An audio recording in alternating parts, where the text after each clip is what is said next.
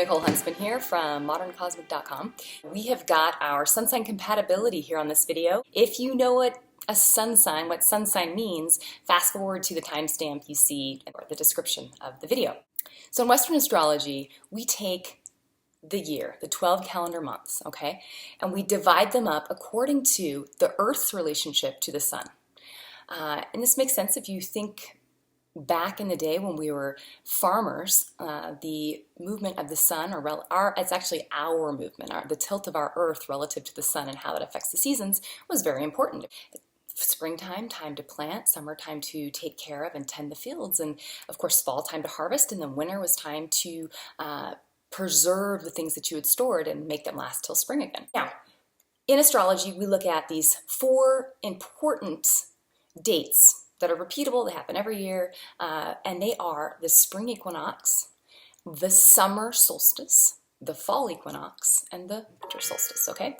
We have our zodiac signs all set up according to these solar events. In the springtime, when we have our spring equinox, March 21st, this is that time of year when the equator of the Earth is facing the sun, directly, and the Earth is level, so to speak. So, we are on an axis and the Earth tilts. At this point in the year, we're level. That's why you can spin an egg and it will spin. Now, that's the beginning of the zodiac year, and really should be the beginning of our year. It would make sense to have the time when we go from winter, where we have more darkness than light, to the time when it's equal. We have an equal amount of daylight and equal amount of darkness, and then we move into the time of the year, the spring, when we have more light and less darkness each day, okay, until we hit the summer solstice, where we have the most light, more light, and less of the darkness. So with the zodiac, your sun sign falls during a month between those 4 events. So your sun sign is going to fall into one of these segments, okay? We've got the 12 months divided up into 4, 1, 2, 3, 4, according to those solar events. And then in each of those sections, we have 3 zodiac signs, okay? Your sun sign is important in that it shows your general life force. If you think of the sun is the star in our solar system. It is the mass, the giant mass, relative to us anyway, that is holding our solar system together. Without the sun, without our star, we wouldn't be here, and if something happened to our sun, we would all die, we would perish.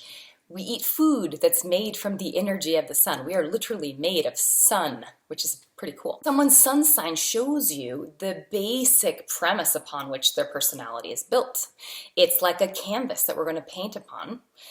It doesn't have any paint on it yet, it's just the canvas. Is it wood? Is it metal? Is it canvas? Is it a panel? Is it round? Is it square? How big is it? How little is it? The zodiac sign will sort of illuminate, and it will explain and make granular sort of this very basic part of what we have to work with, okay, with the personality. So it's the first step in building, when you're looking at an astrology birth chart, it's the first thing you look at because you're going to build upon it, all right? And then all the brushstrokes come with the moon and all the angular houses and the planets and the aspects between the planets. That's when it becomes a beautiful picture. But until then, it's just you're one of the 12 zodiac signs. This is very general. Sun signs are general. It's a general vibe. You've got someone who's kind of more of a feeler, someone who's more of a thinker. But there are all different types of feelers and there are all different types of thinkers, okay? We get that granularity by looking at the entire birth chart and by putting the 2 people together, okay? You can have a feeler and a thinker get together and be really happy if they've got other things in their birth chart that make nice compatibility interaspects. If for some reason your sun signs don't get along well, let's say we've got someone who is, let's say we've got a Capricorn and an Aquarius, very different energies. Capricorn's conservative, Aquarius is an iconoclast and does their own thing. On the surface, sun sign wise, these 2 aren't going to jive perfectly. But if you look underneath, maybe they have moons that are both in water, and it gives them an emotional warmth, or it gives them an emotional depth to the cooler Capricorn Aquarius facade. There's another thing you want to look at between your compatibility charts. There are several, but another important primary planetary aspect that you want to look at, or planetary placement, I should say, that you want to look at. And I'm going to talk about this at the end of the video, so stay tuned, watch the compatibility, and at the very end I'll explain to you how to find If your sun compatibility isn't great, there's another thing you can look at that will indicate whether or not the two of you are going to have long-lasting happiness together, or if it's going to be sort of a no-win battle. Okay? All right, let's get on to our sun signs, and please leave me comments if you have questions, and this is going to be a lot of fun. Taurus are the individuals born April 20th through May 20th. Now, this is the time of year, if you were to imagine we're back 2,000 years and we're farming, this is the time of year we would be planting. We'd be planting our seeds, at least here in the Northern Hemisphere, which is where this type of astrology comes from, Western astrology. Taurus is all about the possession. It's all about the five senses of our physical bodies and operating through this physical these three dimensions that we are here in.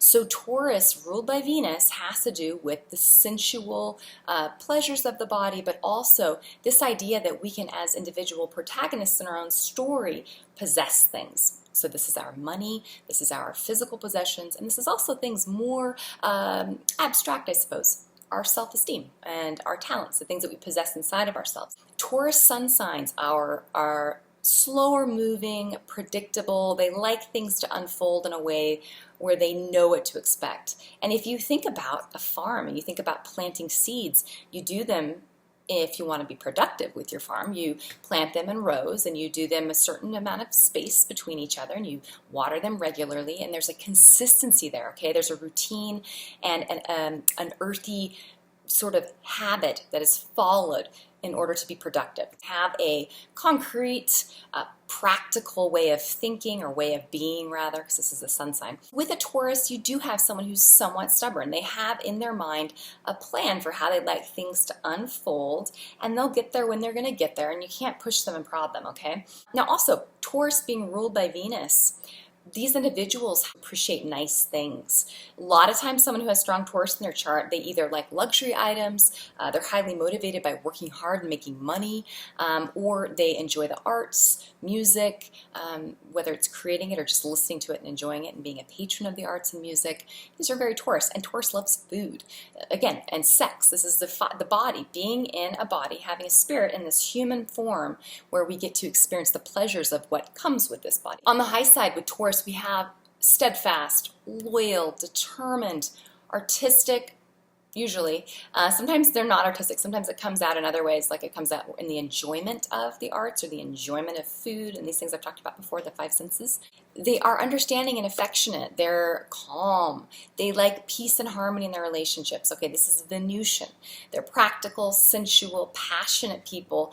Their passion is different than the Aries passion. The passion of a Taurus is more slower moving and sensual, and it's more consistent. You know, Aries, the sign we did earlier, would just kind of flare up, whereas Taurus is going to come out slowly and sensually. Now, on the shadow side, or if you've got a low-functioning Taurus, you can have someone who's stubborn, who's materialistic, who's hedonistic. They are focused way too much on the outside and not on the inside. There's an unmovable nature to a shadow, low-functioning Taurus. They can be possessive, afraid of change. They have a really strong need for security, and so they're afraid to sort of break out from situations they know aren't best for them. So they can overstay bad relationships or bad situations at work, or just life situations, just be in the same career for years that they don't like, but it's the devil you know is safer than the devil you don't know. And they can be a little lazy and a little vain. That's our Venus. Now this is low functioning. Taurus in love. Taurus appreciates beauty, all right? Taurus sun signs, whether it's male or female, whatever their personal idea of beauty is, they will have, it's going to be high on their list of things that will matter to them. They need to be physically attracted to their partner. They are quite lusty and sensual, the sun sign. Once they have gotten to know someone, once they've decided that this is the one for them, they're affectionate, and the way they show their love is through they do enjoy giving their partner gifts, sharing things with them, but also really affection and sex. There's a possessiveness to a Taurus. They're on the axis of possession with a Scorpio as well. So they can at times be a little bit possessive, and they need to know that their partner is theirs. So they can have some issues with security and needing to feel safe and secure. Taurus expectations in love. Taurus types, Taurus sun signs, they're looking for security, and they're looking for a relationship that is grounded in reality. They wouldn't really be stoked about a relationship that was like based on the internet, you know, like a long distance relationship, unless you had a Taurus with a ton of Aquarius in their chart, and that's a whole other story. But for the most part, Taurus, pure Taurus sun sign, they like to have you there in their presence. They want someone to build a life with. They want harmony. They want to enjoy the daily pleasures with their partner. They like good food. They like a nice regular sex life. They like to dance in the kitchen while they're cooking dinner together. They just want simple, authentic, real love. Okay, that's their expectations, and they expect loyalty. So you give that to them, and you have got a happy bull. Now, Taurus's biggest fear, they worry about security. This is why you've got a sun sign that's so focused on making money or proving themselves through their ability to be successful or have control over their ability to create income. That's why it's underneath it is an insecurity, a worry that they will be without. So this includes the partner. They do have a fear of their partner leaving them. And so they need a partner that is consistent, steady, does what they say they're going to do, shows up when they're supposed to, and is reliable. Ultimately, that will put their heart at ease and keep them happy and harmonious. So Pisces sun are individuals born from February 19th through March 20th. Pisces types are, the two fish swimming in opposite directions.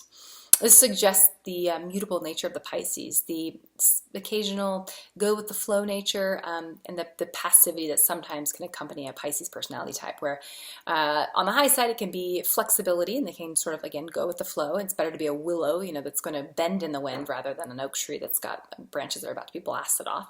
But it can also be going with the flow without actively deciding the direction of their little swimming flow, okay?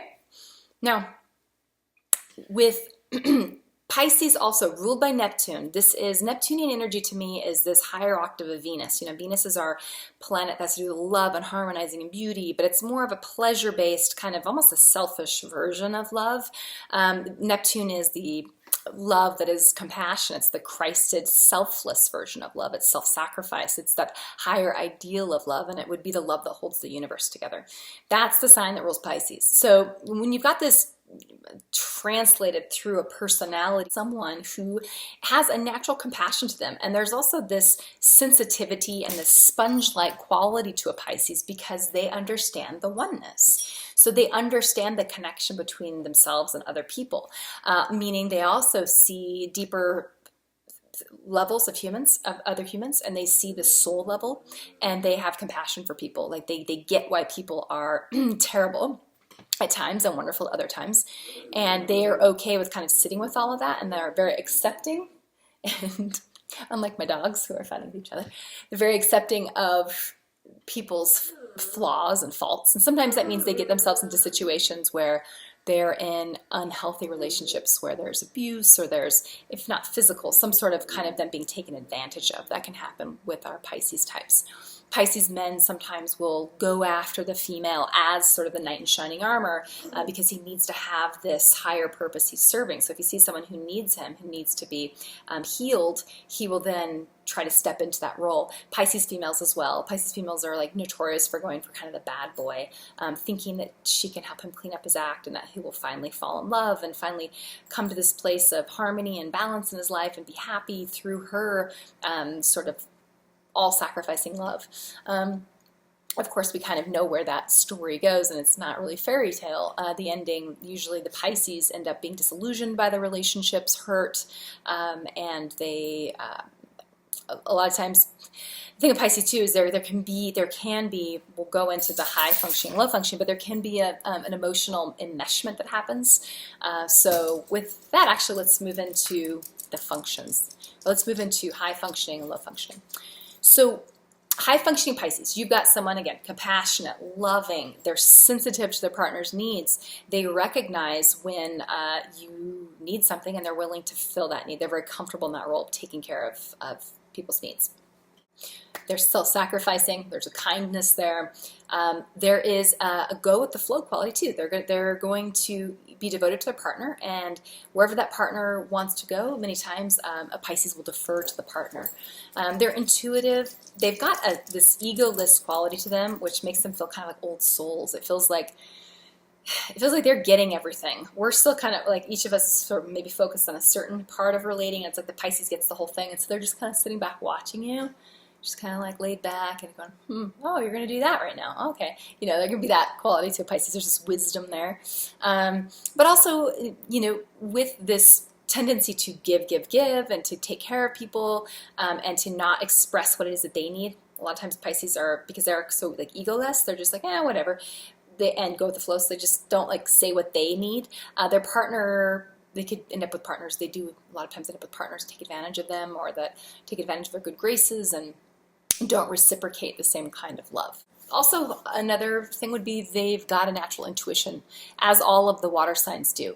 There's a psychic gift there, and it's sort of a knowingness when it deals with other people's emotions and the people's where someone else is sort of sitting, and they just kind of know things. That's Piscean.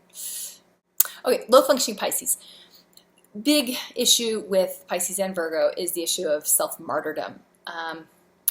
Taking on, you know, for the group, for the family, like being a mother who is a Pisces who, let's say, has an Aries moon and, you know, decides to be a stay-at-home mom, but the whole time she's regretting the decision or feeling like she has to constantly stop herself from doing the things she really wants to do. Pisces energy can be one that is so self-deprecating or like ego. It's like they're being purified from the ego kind of a deal. So it's like the egos, they don't like expressing their wants and their needs sometimes, a lot of times. They have a hard time telling you if what you're doing is crossing a boundary for them, because they're all about blending boundaries. They're like, it's like taking mushrooms where the boundaries between two people go away, or so I hear. That's what they say. And also, you know, they can be codependent. And again, this is codependency not from the necessarily the diagnostic manual's version of what codependency is, okay? We're just saying, think of the expression of codependency and what that looks like when you've got one partner who is the codependent, who's got another, whose partner they see as having a weakness or flaw or an addiction of some kind, right? And their job is to kind of enable that person and to also indirectly control that person's life by being needed by the person who has the addiction, right?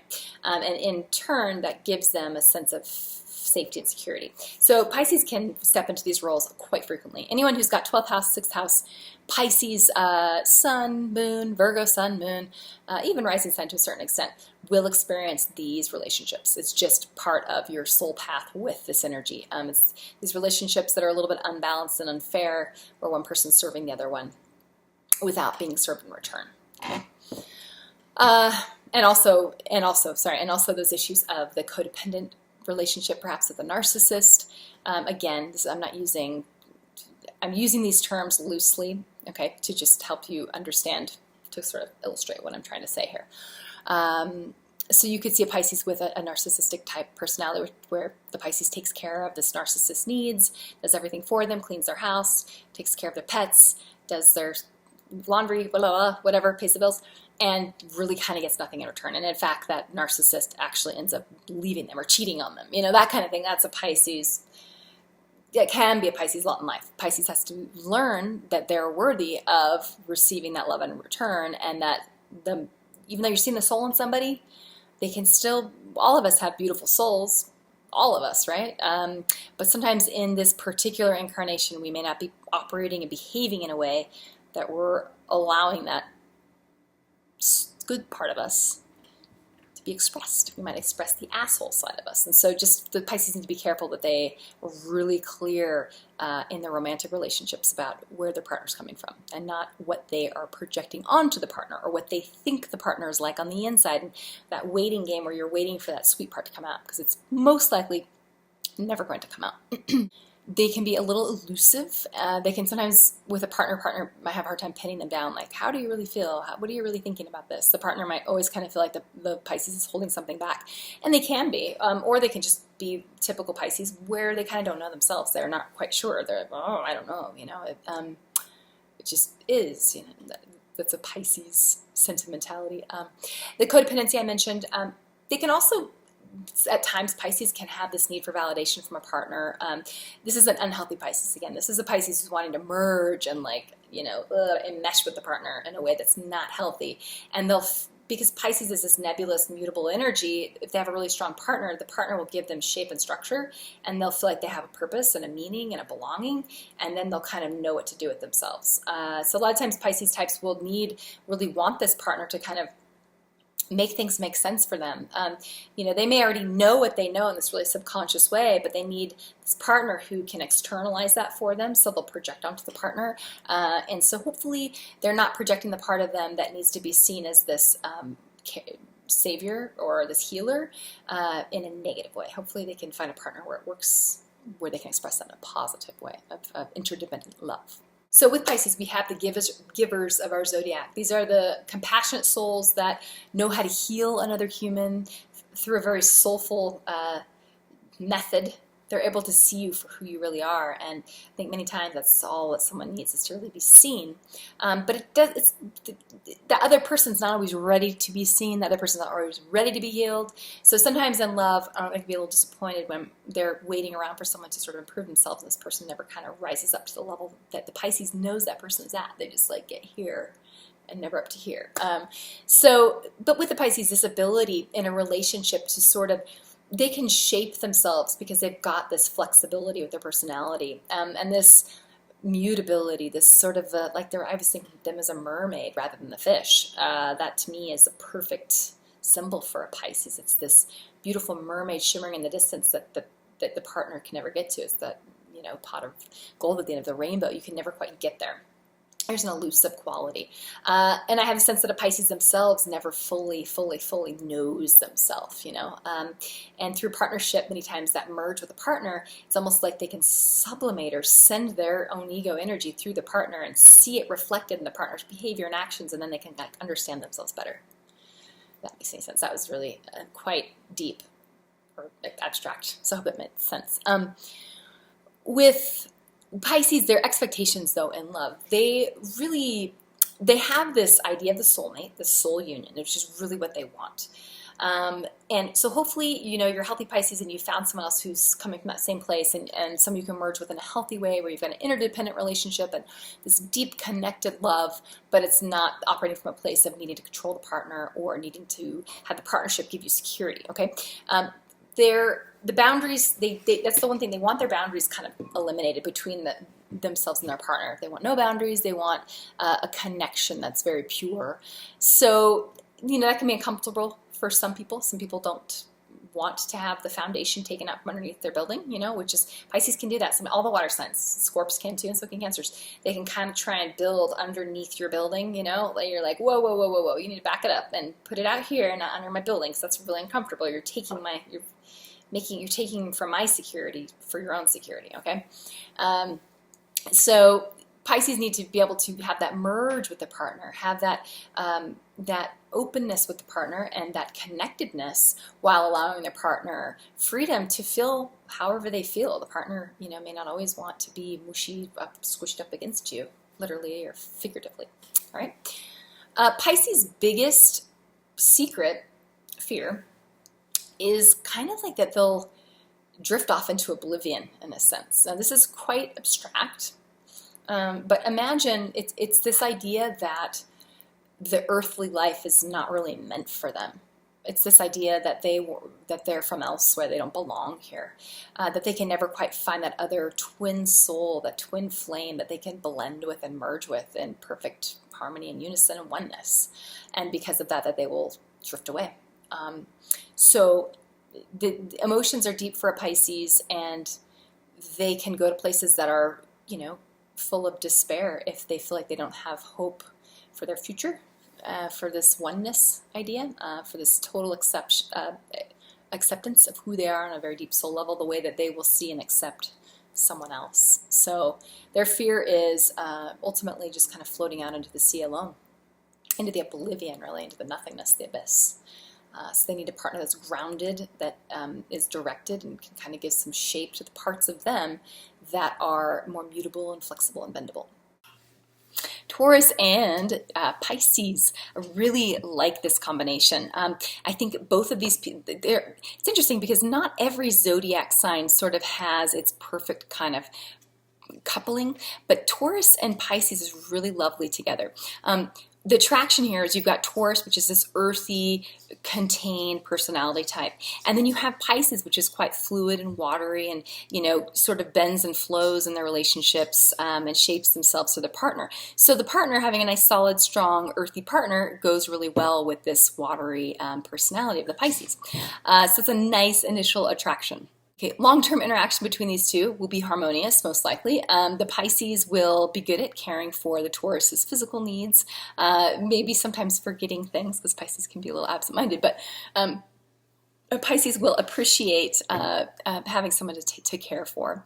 And Pisces will appreciate Taurus's grounded and solid emotional nature. That will help the Pisces feel safe. Specific areas of conflict between these two. Taurus is a really realistic and practical sign, so they like the here and the now, the things they can see, touch, taste, hear, smell. Did I name all five? You know, all the five senses. And so Taurus appreciates someone who is in the present moment. Pisces is all about imagination. Pisces is fantasy. What can happen with these two is you get to a place where at the beginning Pisces is sharing their little imaginative little creatures of their heart and their imaginary world with the Taurus, and the Taurus sort of dismisses them, or is like, that's silly, or that's, what are you talking about? The Pisces then feels really hurt and does not reveal those things again, and the Pisces develops this really powerful inner world that the Taurus has not access to. So this can happen where if the Taurus is insensitive to the Pisces at the beginning. And it's just because the Taurus likes things to make sense in this real world, and they are not really so much about dreaming about things without actually putting them into action and doing something about those dreams. Now, so there is the harmony side. Pisces dreams will, if you've got a nice healthy Taurus, the Taurus will be excited about helping the Pisces develop their dreams into the real deal. Great in business, great in even for the relationship, you know, the direction that this ideal that Pisces might have for the relationship, and you know, this desire to constantly be improving and making the relationship better and more connected will be something that the Taurus will probably appreciate. Also, specific areas of harmony, their lovemaking will be will give a depth and a soulfulness to it, and a connected, sweet, emotive quality, spiritual quality to the lovemaking for the Taurus. The Taurus is really pretty happy with just, you know, sex, and the Pisces is not. The Pisces needs that connection, that soul bond, that soul blend. So that'll be a nice, interesting way to develop the relationship in the bedroom, you know, as far as just bringing the soul and the body, helping them to merge and blend in the act of sexuality. Others will see the relationship. Others will probably see these two as just a natural couple. The Pisces will be sort of this sweetie. Tauruses really actually can be pretty sweet too, but they're more bossy. They're a little more, you know, stand their ground. But so Taurus will be kind of the one with the arm around the little Pisces. Even if it's a male Pisces, the Taurus female would probably be the one that's a little bit more, tiny bit more in charge, and maybe not overtly and loudly, but at home, you know, the Pisces is going to definitely defer to that Taurus partner. But it's a lovely partnership for long-term relating, for family.